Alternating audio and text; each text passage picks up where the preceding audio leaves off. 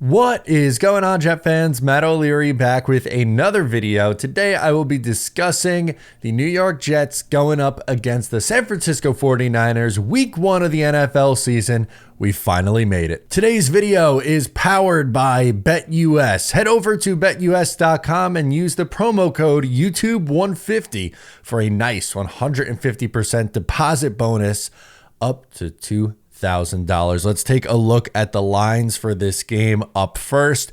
Right now over on BetUS, the Jets are plus 4.5. They are 4.5 point underdogs against the spread. On the money line, plus 180. So that's bet 100 to win 180. And the point total is over 43.5 or under 43.5. I think this is going to be a low-scoring game. I'm leaning to the under. Let's wait to the end to make my picks, but sign up for BetUS and use YouTube 150 to get a 150% deposit bonus. Okay, when I'm looking at this game, a few things jump out to me for both sides here, for both the 49ers and the New York Jets that I want to talk. Obviously, storylines, Trent Williams is back. Brandon Ayuk is back. Hassan Reddick continues to hold out. As of Friday morning, we are recording this. So unless something drastic changes, I don't think he's playing. Even if he signs today, I don't think he's playing 3 days from now. You never know. The NFL's weird, but moral of the story, 49ers get their guys back. And Trent Williams is really a huge one. The difference that Brock Purdy looks with and without Trent Williams is a really, really bad or really, really big difference. But outside of Williams on that offensive line, it's a little rough for San Francisco. Colton McKevitz at right tackle might be one of the worst starting right tackles in football, and that's coming from 49ers fans. That's not me just like, hey, a Jets bias, let's pick on something that the 49ers struggle with. No, I was on a stream with a bunch of 49ers fans in the chat, and none of them were very confident in Colton McKevitz. He had 9 sacks allowed and 47 pressures from a year ago. Really, really tough numbers. He was taken advantage of. And then you have some interior question marks. For instance, Aaron Banks at left guard had a down year last year, allowing 23 pressures in 14 games, and they are starting a rookie guard in Dominic Pooney at right guard. I like Dominic Pooney coming out of the draft this year. He was a favorite of mine, but still, that's a really tough test. Hey, welcome to the NFL. First task, stop Quinnen Williams and Javon Kinlaw coming screaming on the interior of a pass rush. So that's the first point that I wanted to make in my preview is if the New York Jets are to have success in this game, I think they need to get interior pressure from those two guys, Quinnen Williams and Javon Kinlaw. The right side of the offensive line is weak for the 49ers, but just if I were to isolate a unit in particular, I think it's the interior offensive line for San Francisco, and that would be the opportunity for guys like Quinnen and Javon Kinlaw, who makes his return to San Francisco where he played the first few years in his career. I think that's an area, again, for the Jets to exploit and take advantage of. Looking at how the San Francisco 49ers could attack the New York Jets, I think for me, I don't want to discredit Brandon Ayuk. I think he's a great receiver. But when you have a weapon like Sauce Gardner at corner who is going to travel a little bit more, I'm comfortable with Sauce on Ayuk. I'm not saying that, he's not going to have any catches, but I'm not expecting a monster Brandon Ayuk game.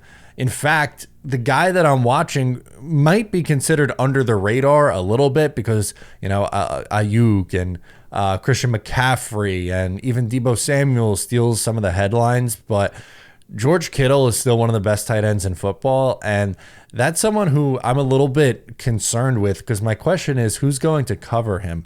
I think the easy answer would say, well, Quincy Williams, but I want Quincy Williams dealing with Christian McCaffrey out of the backfield. With his sideline to sideline speed, unfortunately, I think the Jets are going to have to use that with Christian McCaffrey with how versatile of a back he is, his impact in the passing game. If it's CJ Mosley who they're asking to keep up with George Kittle, I think that's a recipe for disaster. We saw that last year against Cleveland with David Njoku and how he was able to beat up on CJ Mosley in that game. And for me, I think the safeties, like that's a mismatch for, I would say, both Chuck Clark and Tony Adams. So we'll see. But my red flag for the Jets defense is something they might struggle with.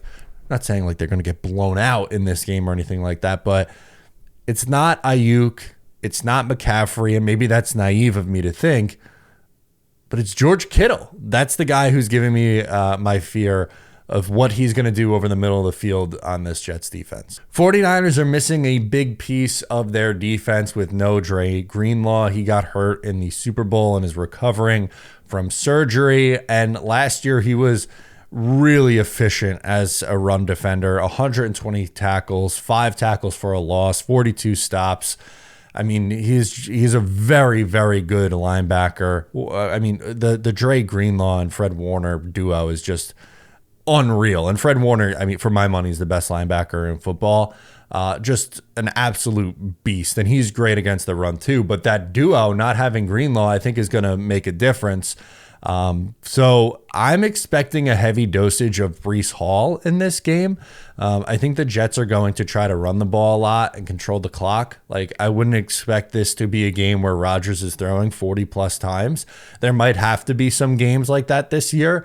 But if you saw my stat predictions video and season preview from earlier in the week, essentially what I was saying is I think they're going to, be a middle of the pack passing offense, but be one of the top 3 teams in the run game with just how much volume they're going to give to Breece Hall and Braylon Allen too, but specifically with Breece. So let's get into stat line predictions. Once again, I'm not expecting a huge game from Rodgers, but I think he'll be solid. So I have him somewhere around 21 of 32.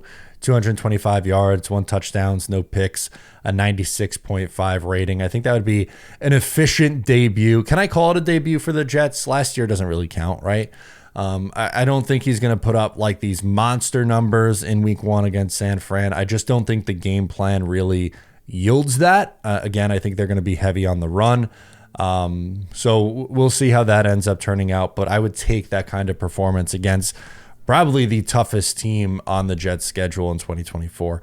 Brock Purdy, I think, is going to be 19 of 30 for 204 yards, 1 touchdown, no interceptions, and a 94.3 rating.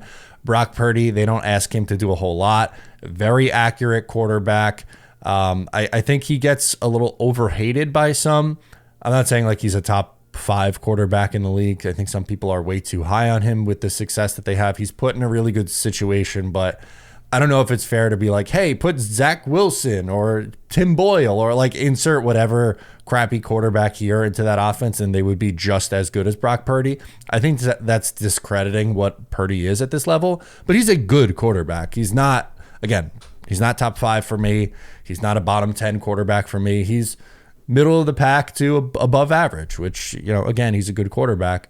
Has struggled against some tough defenses in the past. I know the Cleveland Browns really had his number last year. That was a game, though, with no Trent Williams. So we'll see if the Jets maybe could get him to turn the ball over, but he's usually pretty efficient in that department. And then finally, Breece Hall. I think he has over 125 all-purpose yards in this game. I'm going to go 17 carries, 78 yards, a touchdown, and then 6 catches for 50 yards. So I think, again, he is going to be very, very involved and the focal point of this Jets offense. And Garrett Wilson, I'll say, catches the touchdown pass from Aaron Rodgers. All right, it is time for my picks. As I mentioned, the Jets are 4.5-point dogs over on BetUS. I like the Jets to cover in this spot. I think this is a close game. I think it's a field goal game either way. I think we see back and forth. I think this team, both these teams are very evenly matched. The Jets are good enough on paper to hang with any team. Do they win this game, though? Straight up, I'm going to say no. I think the 49ers win 20-17. Again, I think it's a hard-fought battle. I think, the Jets are right in it into the fourth quarter, and it's, again, like tied game late or, down 3 late, whatever the case is. I just, looking at the Jets schedule, it's so hard for me to go, they're going 17-0. Like, that's just not me. That's not who I am. I don't think I'm a downer. I don't think I'm overly optimistic. I try very hard to just be like, this is how I feel, level-headed, and that's I think this is one of the times the Jets lose. Can they win? Yes. Would I be shocked and say, oh my God, this is the biggest upset in the world if the Jets win Monday night? No, I'm not going to say that. But I do think this is the Jets' toughest game. It's right out of the gate on the road in San Francisco against a motivated team that just lost the Super Bowl. I like the 49ers in this game, but can the Jets win? Yes, absolutely. Guys, that's going to do it for me. Thank you so much for tuning in to today's video. Shout out BetUS for sponsoring the video and the pregame show. I am Matt O'Leary, and I'll catch you next time.